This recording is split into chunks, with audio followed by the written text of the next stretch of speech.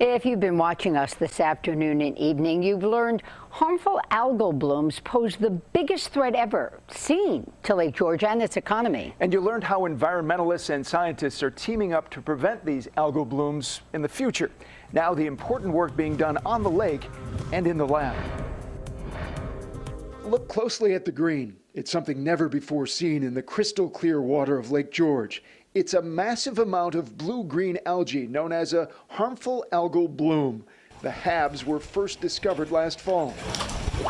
Scientists from the Jefferson Project, a collaboration of RPI, IBM, and the Fund for Lake George, have made it their top priority to prevent more of them because a drop in water quality and clarity has dire environmental and economic consequences. It's a really big deal. And Lake George was always seen as the last place you'd expect one to happen. So they're trying to get to the bottom of it and have most of what they need. The Jefferson Project has dozens of sensors in and around Lake George, providing around-the-clock, year-round monitoring of water quality. One thing they could use is the ability to measure phosphorus in real time.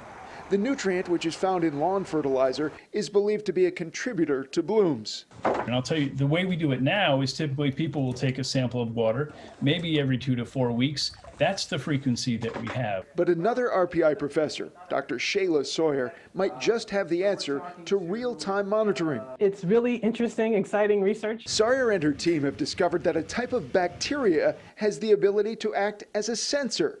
It naturally produces nanowires capable of transferring electrons. Sawyer describes it as the interface between the living world and human-made world. Can we actually use bacteria to sense the environment and then kind of communicate to an electronic device or surface so that the bacteria is a part of a sensor?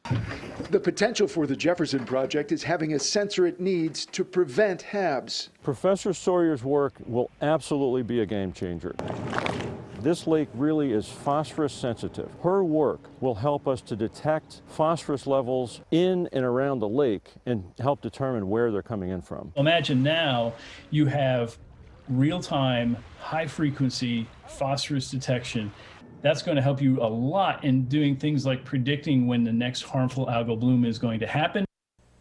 Now, Dr. Sawyer says the bacteria and its nanowires could also be helpful in enhancing electronics and drug delivery devices. Fascinating work, it really is. Just the tip of the iceberg. Yeah.